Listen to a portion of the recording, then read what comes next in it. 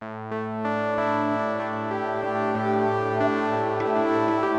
David, thank you very much for being with us today, especially as I know you're about to go on a major journey for the next 4 months.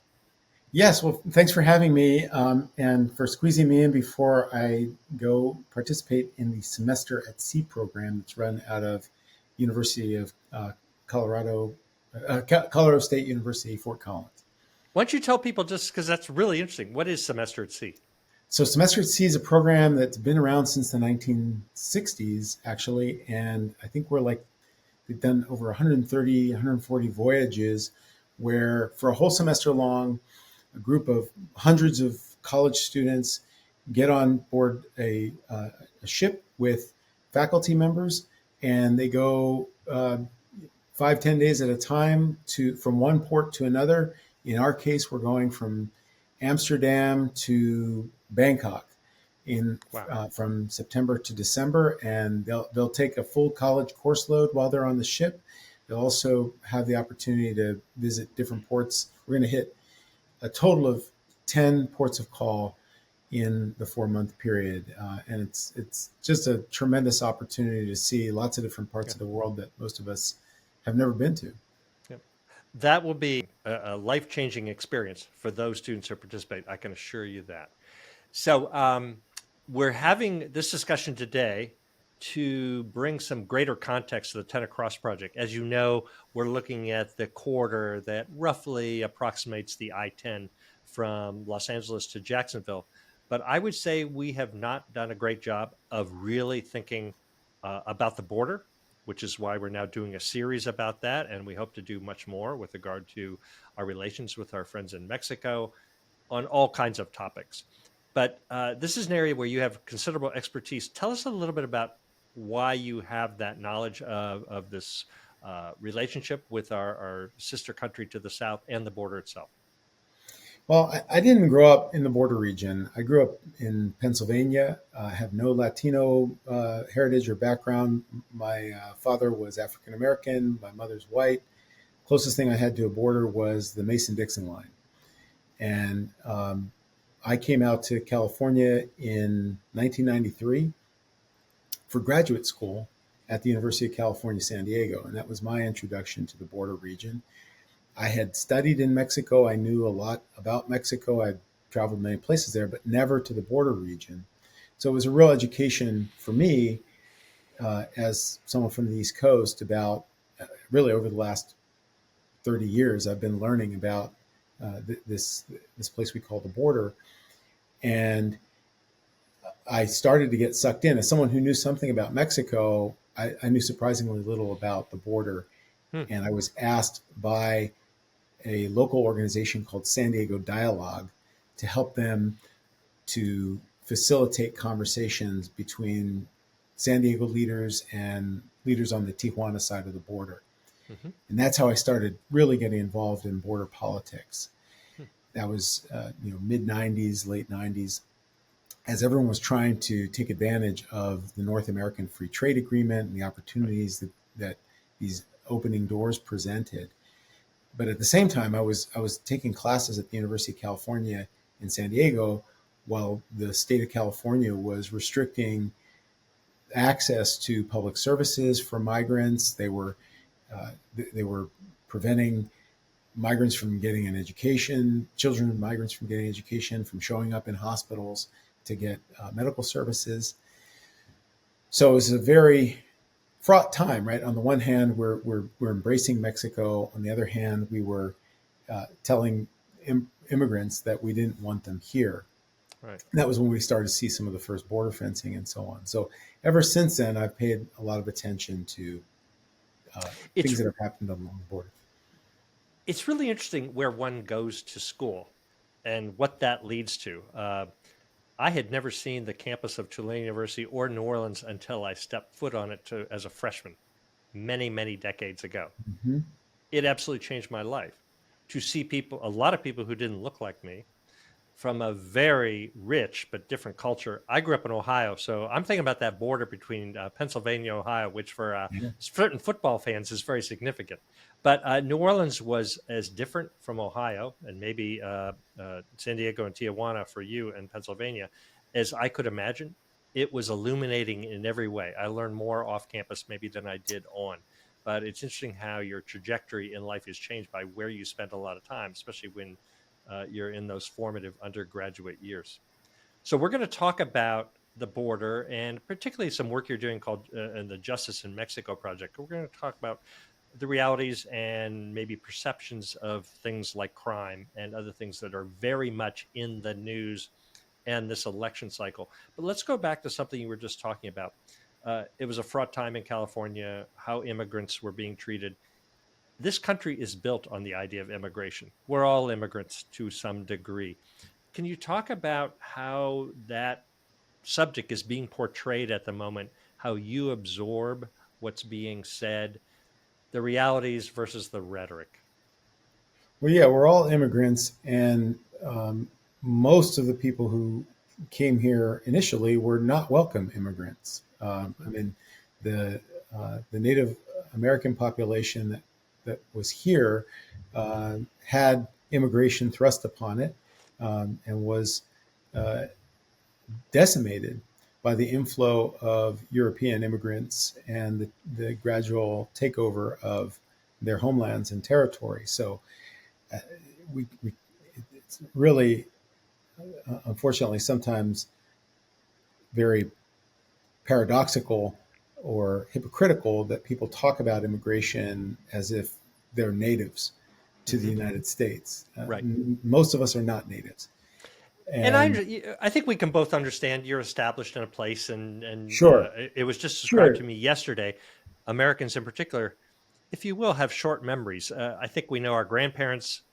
We may know something about our great grandparents, and then history before that, for many of us, is lost. And so you see your daily life, and so you think you are established here, and this is your home.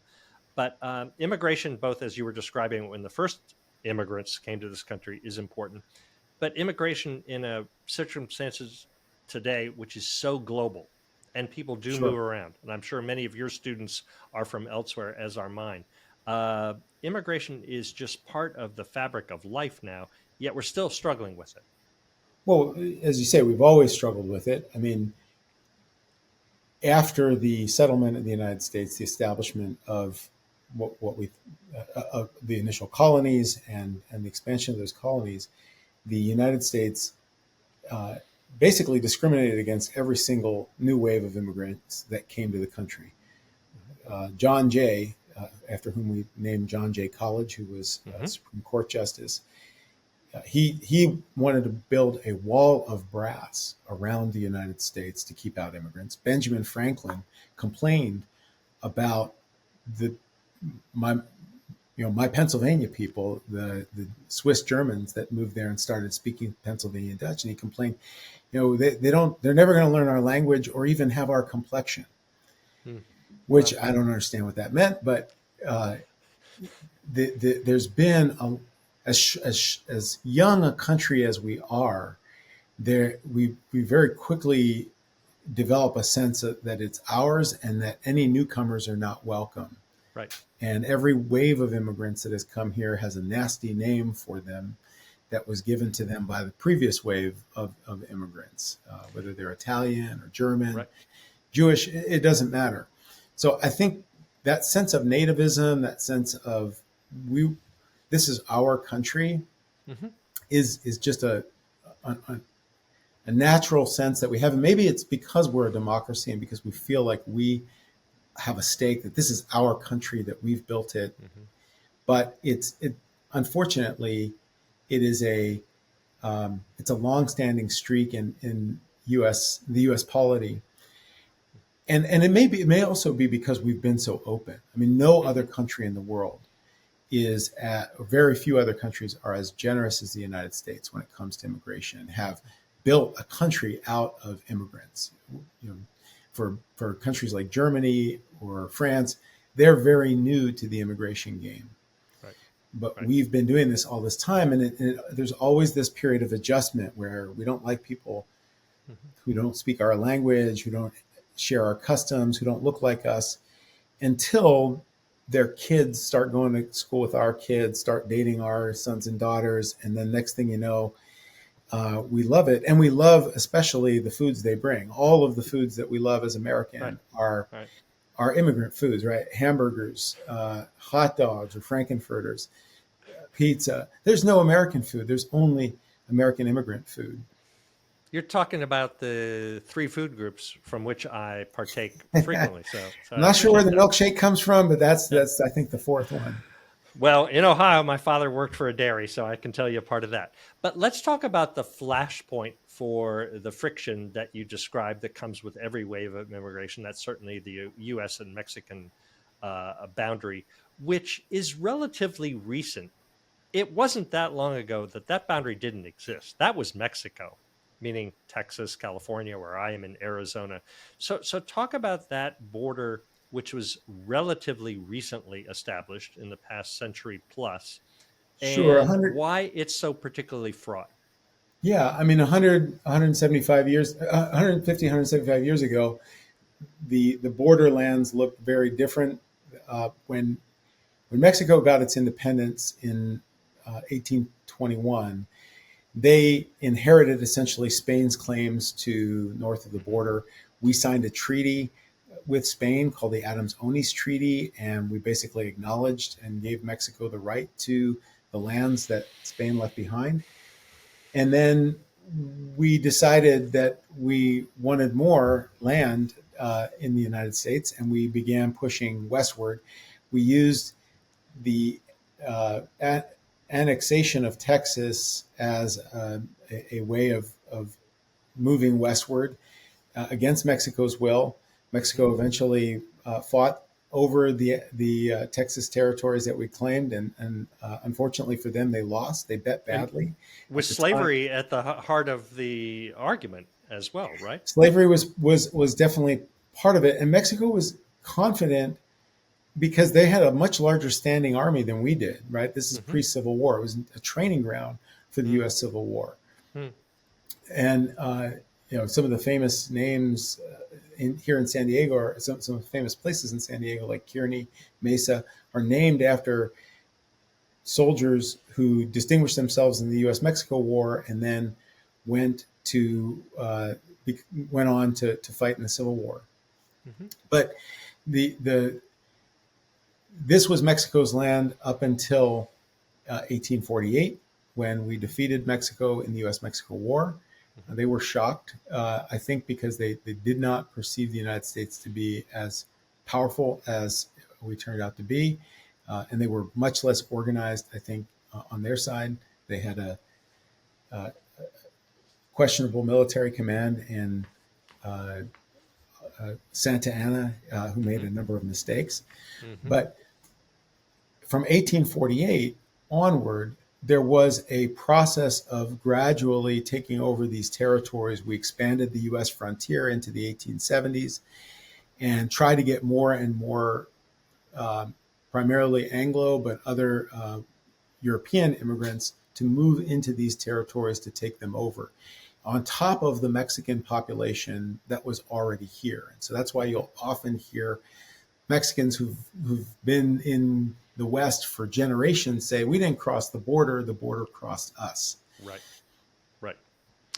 But Well, yeah, so I mean, this is, to me, that's one of the fascinating things. Is this was territory that we acquired. It took about a third of Mexico's national territory at mm-hmm. that time and converted it into U.S. territory. Right. That's a remarkably helpful, succinct summary of how we got to this point. There is obviously a great amount of detail that's left out of that, but it's 2024. Elections are right around the corner, and visiting the border appears to be something that, if you're running for the highest office in the land, is something you need to do. And so that's probably, for most people, their understanding of the border, the here and now, and what they hear about the border, what they may actually have an understanding of based on direct experience, but that's a limited number of people. So the perceptions and portrayal of the border right now, and particularly something that you know a lot about through your Justice in Mexico project, the border is being represented at times and I really don't want to get excessively political here, but as a place, a source of criminal activity, or people crossing the border are of a certain mindset or persuasion. Talk to us about your project about justice in Mexico and what you are hearing, the discrepancies, maybe things that correspond. Sure. First of all, our program, Justice in Mexico, looks at rule of law and security broadly in Mexico. That includes everything from looking at crime and violence in Mexico to understanding how the criminal justice system works or doesn't, Mm-hmm. and some of the related human rights issues that uh, we see in Mexico in terms of persecution, uh, use of torture, and other kinds of human rights abuses.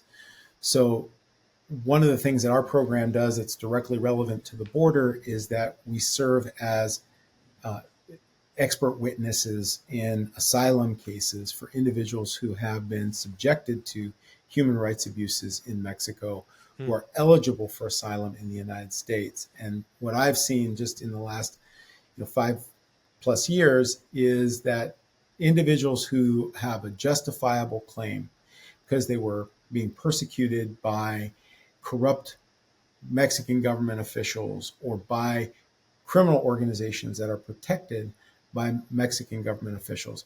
Those people, under normal circumstances, under U.S. asylum law, would be able to come to the U.S. Mexico border, present themselves to U.S. authorities, and say, "I'm in danger. My government will not protect me. Will you please let me in?" And if the claim is reasonably credible to the initial inspecting officer, the agent that they talk to, and the CIS, or Citizen Immigration Services officer that they talk to, they're given a window of time to properly adjudicate their claim while they stay in the United States. And most of those cases historically have been properly processed. People go through the right channels and so on. There's margin of people that maybe don't show up or skip out. But for the most part, the asylum system has worked relatively well. But it became very controversial during the Trump administration Mm-hmm. because essentially there was an effort to lock down and prevent people from requesting asylum.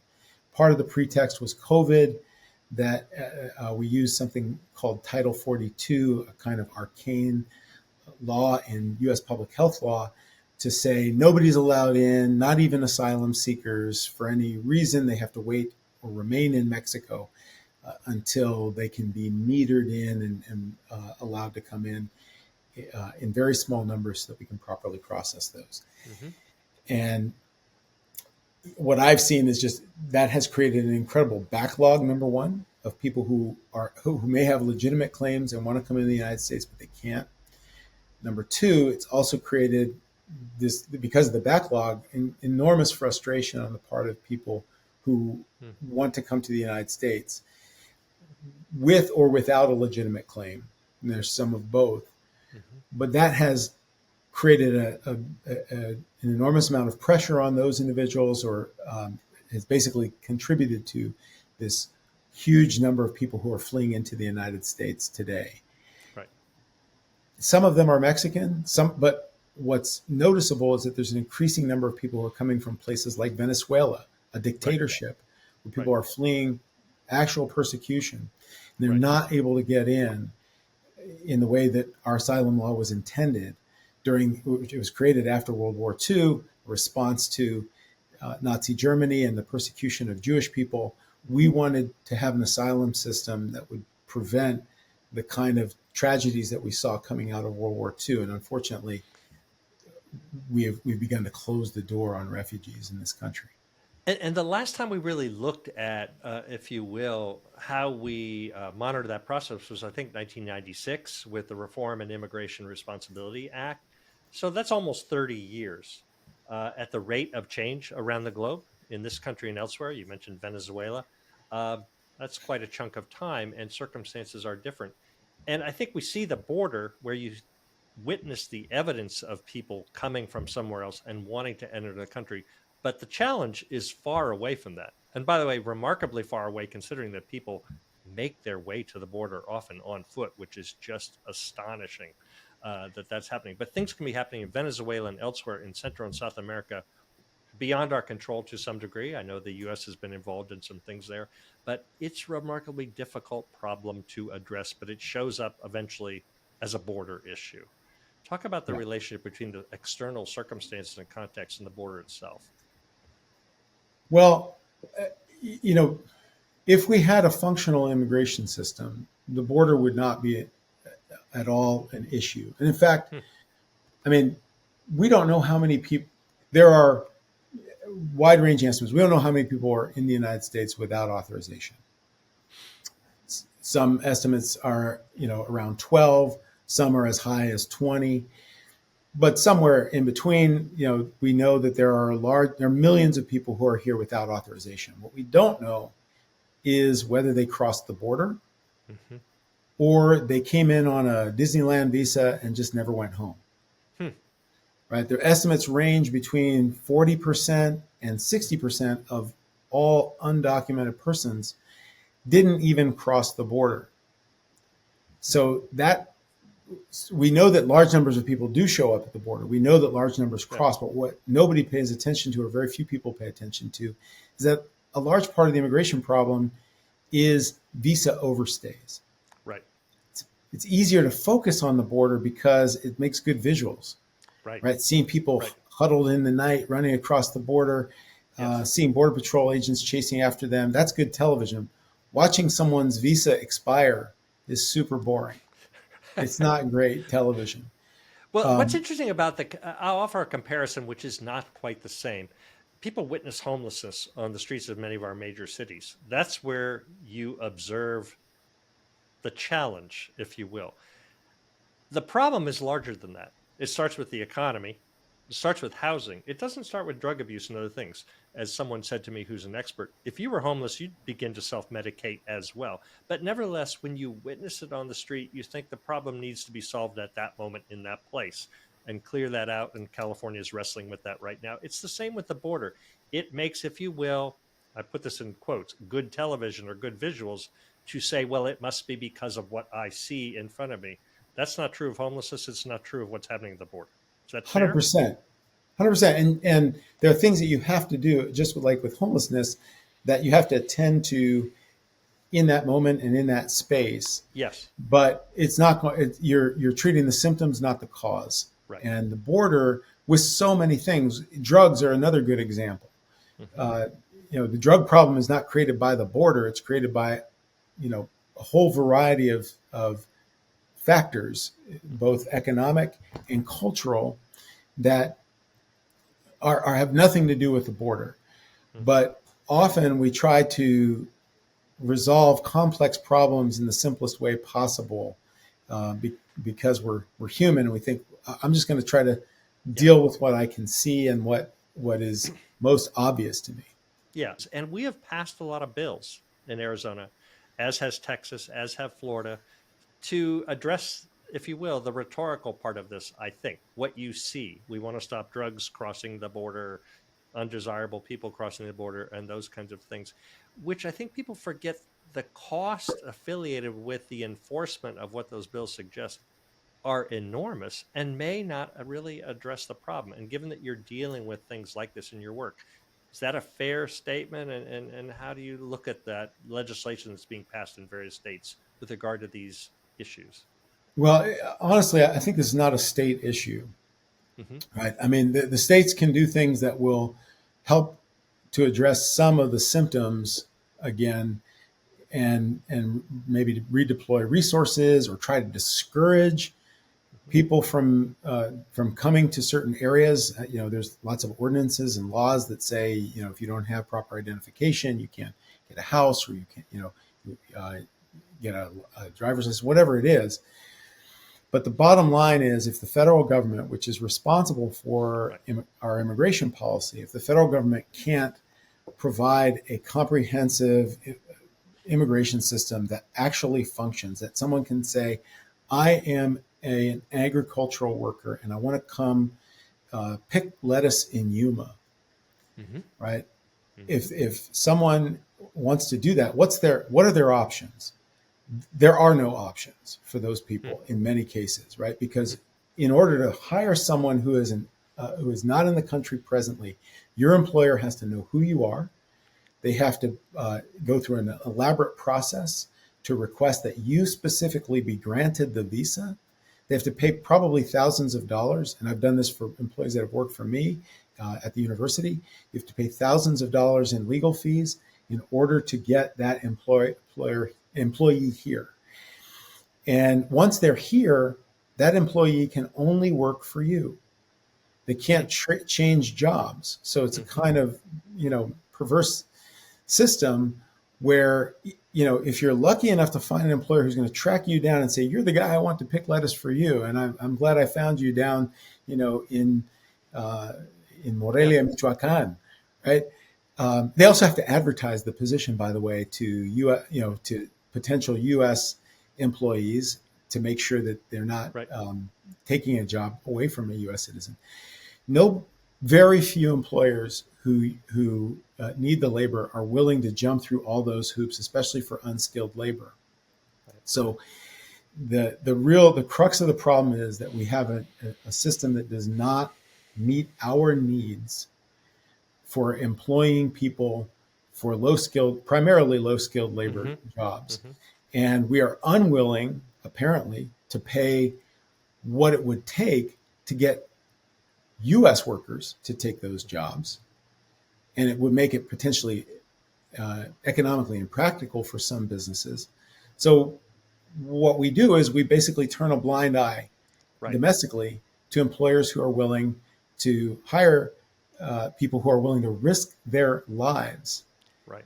to come here and work under the table with no government supervision or regulation of those positions. And it's a bad system across the board. It's bad for the employers who are frustrated because they can't find people to work these jobs. It's bad for the undocumented immigrants.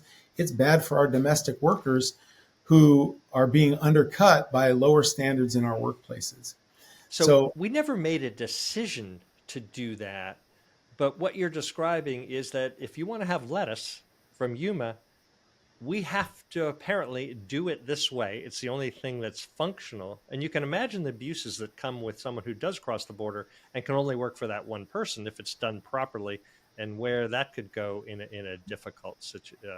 a difficult direction, or not the way you would like that. So yeah, it's fascinating that we have expectations about things like fresh food, but we're mhm. not willing to really take on the challenges that allow that to happen in a more orderly and functional way.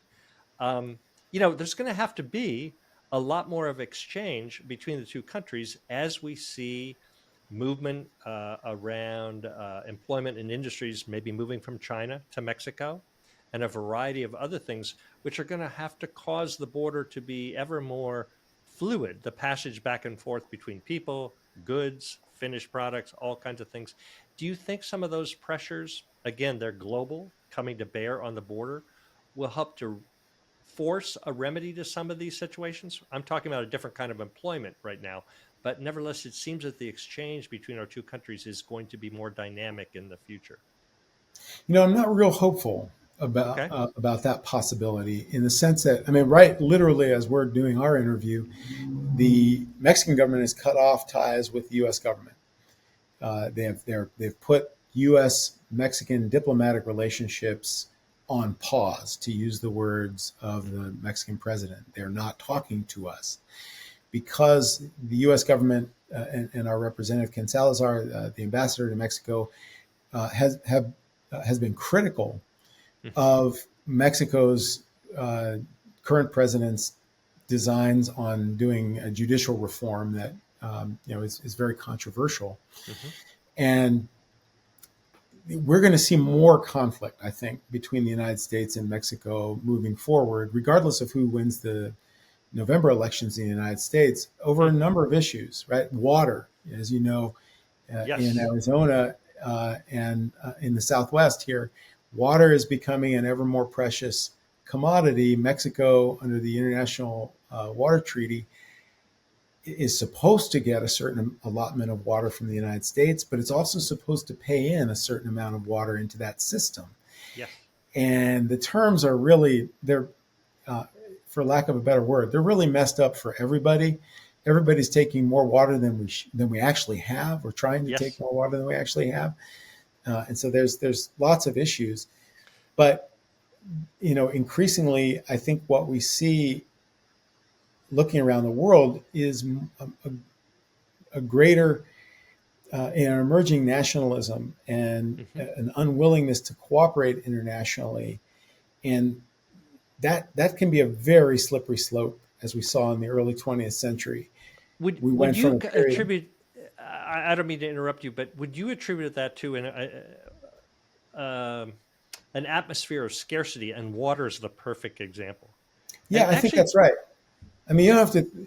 The comparisons are maybe a bit facile when you look at different periods in history, but the early 20th century was, a period of tremendous economic opening and cooperation and trade. Everybody was getting along. There was lots of migration. mhm, 110, 120 years ago, there were people coming from all over the world to the United States, traveling all over the world. And it looked like this globalization 1.0. And that fell apart really quickly, mm, from 1914 to the 1940s. mhm, And so what worries me is that we're in a time right now where countries are, getting sharp elbows and losing the incentive to cooperate. And I do worry that the frictions that we're seeing here on the border, I don't know that the U.S. and Mexico are going to go to war over those frictions, but the idea that because there's a need or an incentive for us to cooperate, that we will do so. I'm not confident that just because it should be, it will happen. well, you are involved in a really complex equation because some might argue, and I'm not an economist, but we've got some challenges with China and Taiwan. By the way, we're building an enormous chip factory here in Arizona, as you know, to the tune of $60 billion because we're actually placing some bets on potentially that relationship in the China Sea going in a negative direction. And we're counting on, as you hear it here, a lot of industry and other things that we need coming to Mexico. And thus, that was my original question in this regard. You'd like to believe maybe greater cooperation or understanding given our repositioning of ourselves globally and working with our next door neighbors. But it's interesting for you to say, yeah, that's an interesting formula, may not work out based on some of the more local frictions around the idea of immigration and borders and some things that you brought up, which are more complex, if you will. They're harder to pin down. They're cultural, they're social. They clearly have to do with personal and family and community economic fortunes. Yeah, a lot of things that make sense and should happen don't happen because of politics. And Really? so newsflash from a political scientist. But I think one thing we have to really think about is, we built after World War II, we built an integrated world system that Hmm. was modeled on Hmm. U.S. values and interests, Hmm. and it was very good for us. But that the gradual erosion of uh, the U.S. post-war system has, you know, we have shied away from trying to lead Right. in the last, not and not to pick on any particular administration, but I think Americans in general have always been at our heart somewhat alienist and isolationist. We don't like to get involved in. We don't want to be the world's policeman. But if we don't lead, and we start making enemies with China, and then pushing on Mexico and our neighbors, we will be isolated, and we will see a dramatic reduction in U.S. power and influence around the world. So Yeah. I certainly hope, and I work on U.S. Mexico relations. I try to be an advocate for working with Mexico and developing a Hmm. smart, mutually beneficial relationship with Mexico. But those of us who are advocating for that are also dealing with those primal U.S. instincts of fear and sometimes resentment towards other countries. that It's interesting if undermine our those. cooperation. I don't doubt that what you say is true. That they may be primal instincts, and often U.S. has been late to the party. That was certainly true in, unfortunately, some of the world wars, could be for the reasons you just mentioned. On the other hand, we tout our role and how essential it was. You got the UN. We maybe have been the world's policeman in a certain way, but we still don't necessarily want to do that. But in this election, with Ukraine, Mexico, Taiwan, where we are, what we want to be is becoming ever more complex because the world is more complex. 100%. Add Yeah. add to that, people are wanting to move because of the experience of climate change. And migration Yeah. globally is going to be pressed upon us because of things like water that you brought up, heat, people moving north or moving where they can have jobs or where they can grow the right kind of crops. So when you think about your work, which is essential, and you're dealing with policy and governments and politics, and then there's this existential threat, so to speak, which is going to force people to move. How do you factor that into your work? And is climate change potentially a reason for asylum? I'm sorry, it's just too hot here, and I used to be a farmer. I can't grow the crops here anymore. I need to be moving to where I can do that. How does climate change factor into your work? When we collectively, those of us who are not even born then, wrote the international treaties for asylum law, we specifically did not include um, grounds other than political persecution.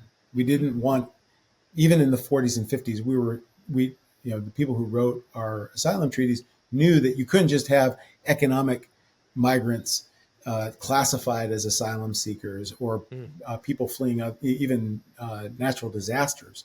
Mm-hmm. So asylum law is written very clearly and very carefully to apply only to essentially political persecution Hmm. because of who you are, your gender, your Mm-hmm. race, your sexuality, other specific identifying classifications, because we wanted to prevent another Holocaust, basically. Right. That is the purpose of asylum law. Nobody was thinking about global warming in the 1940s and 50s as we were designing asylum law, and it's absolutely true. I think we are going to see much more in terms of climate migration, and even just in the work I do on violence. One of the things I find fascinating is when temperatures go up, violence goes up.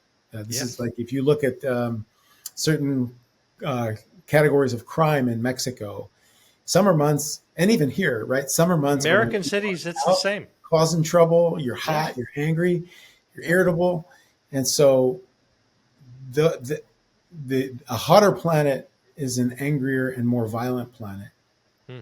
and we're going to see people fleeing. Central American gangs and other kinds of violence. We're going to see people fleeing civil wars and state collapse, perhaps in places like Venezuela, Haiti. So we're moving into a for all of our technology, for as advanced as we are as a civilization, as humanity, we're moving into a very delicate and dangerous time where there are a lot of people who are desperate. Yeah. We're going to see more people coming to the United States. Personally, I think this is, on paper, this is an easy fix. You change the way our visa system works to come into the United States to free employers and free job seekers to have easier access to one another. And there are people who are coming across our border. They're paying thousands of dollars to smugglers. Right. They should be paying, $2,000 to the U.S. government to file their visa Mm-hmm. application, Mm-hmm. so that they can come work here and have their choice of different employers, stay here for a limited period of time, maybe 90 days, to find a job. And if they can't, then they have to go home. We could use that $2,000 to strengthen our internal monitoring of whether people have proper authorization to be here. And we wouldn't have to worry about the border because we'd have Hmm. ample entry points, ample gateways for people to come and go as they need to. But we don't have that. And as a result, people are pushed to desperate measures to try to get across. And it makes everyone less safe. It makes Yeah. the people who are crossing less safe because they're jumping off a 30-foot wall Right. and damaging their, their organs and their bones, it makes us less safe because yes, there are people who are coming into this country and we don't know who they are. And they're living in the shadows. And if they do commit a crime, which most of them do not because they want to stay here and work, Right. but for the very small percentage of immigrants that actually commit a crime, they shouldn't have been here in the first place. They should have been monitored and supervised through the immigration system, but we don't Yeah. make that possible. And so we're stuck with this worst of all worlds for everyone involved. I was going to bring up our ability to address what you described earlier, the 11, 12, 13, 14 million people who are here, maybe in a way that we didn't fully authorize, and some suggesting, well, we'll fix that, we'll just deport all those people. I don't see how that's physically or otherwise possible. But let's conclude on the thing that you brought up just recently, really, which is the heart of your work, and it's a tough word, violence. When people are desperate, they behave in ways that are violent and otherwise, and your work is built around addressing those issues. That's a tough project. And what you just described here was it's likely to increase because of circumstances. So in your own career, your own work, how to move forward, what you're telling those young people when you're doing a semester at sea, um, you have one of the toughest jobs I can imagine. How to rationalize the idea that you know what's coming, you see the quantity of people who are going to be in a difficult circumstance, and trying to find the remedy for that, and probably trying to empower young people who you're going to be teaching to say, "Hey, I could have some agency in this and be helpful." How do you do that? So I think all of our problems are solvable, but we have to be reasonable and we have to work together to solve those problems. And in order to do that, you need information and you need to be able to communicate in a way that is reasonable. We don't have that anymore in our society because of the way our information systems are designed. For example, we all listen to the same, our Mm, own individual channels and streams and signals mhm, uh, that only corresponds to what we believe. We do very little to get outside of our mm, orbits to be able to understand and empathize with other people and the circumstances and the situations that they're dealing with. And so for me, that's why going on semester at sea is really important, why teaching is really important, because mm, it is about helping people to learn and to develop the skills to interact and discuss in reasonable ways issues that do have solutions. If we want to achieve solutions, the answer to the solution is basically more understanding, more dialogue between people to get to a better solution. mhm. We're not gonna solve these problems by um, becoming more polarized and Right. just trying to beat the other guys at the election. We actually do need to find compromise. We have to figure out how to work together and identify, and that's what democracy should be about. It Right. should be about finding ways to come up with solutions that everybody can live with. And it may not be your idea, it may not be the way you want things to be done exactly, but it should take everyone into account and it should be done in a way that uh, is based on reasonable dialogue and deliberation. Mhm. We've gone off the rails when it comes to how we speak to each other and the way that we consume information and the kinds of information that we're, it's like a diet, right? Our diet of information is very unhealthy right now. We're all eating junk food, and it does not nourish the body of the American politic. Well, But I just I think these kinds of conversations, your show, I think this is where we can have calm, reasonable discussions about mhm, what's going on. We have to be honest with ourselves. We have to recognize, like, we don't want more undocumented immigration. Nobody wants that. It's a bad right, thing. right. What we want is a functional immigration system. We want secure borders. And the only way we can get that is by working together and not just yelling at each other. Well, I want to reinforce something you just said about democracy. Democracy's messy, and it includes many points of view that expect that. That's okay. That's what democracy is. And you argue, and as you just mentioned, not everything you might like to see happen comes out in that format or that way. But eventually we get to something we hope we can all move forward with. It's going to have a little bit of everybody's interest in it, maybe more one than another. But that's democracy, and we got to work through it here. And it's how this country's been operating for well over a couple hundred years. And don't be too disappointed if it's not smoothly functioning. And that's what a great democracy look like. No, a democracy includes the friction you're describing. I have no doubt, I said this at the beginning, the students that you're going to be working with for the next 4 months are going to benefit greatly from your very calm, precise, and deliberate way of describing an incredibly complex situation. So, David, I want to thank you for your time, and I wish you the best on your voyage. I'm sure it'll be great for you and your wife and your students, and wish you the very best on that trip. Well, thank you so much for having me. Thanks for listening and dialoguing, because we have to do a lot more of that if we want to be the great country that we are.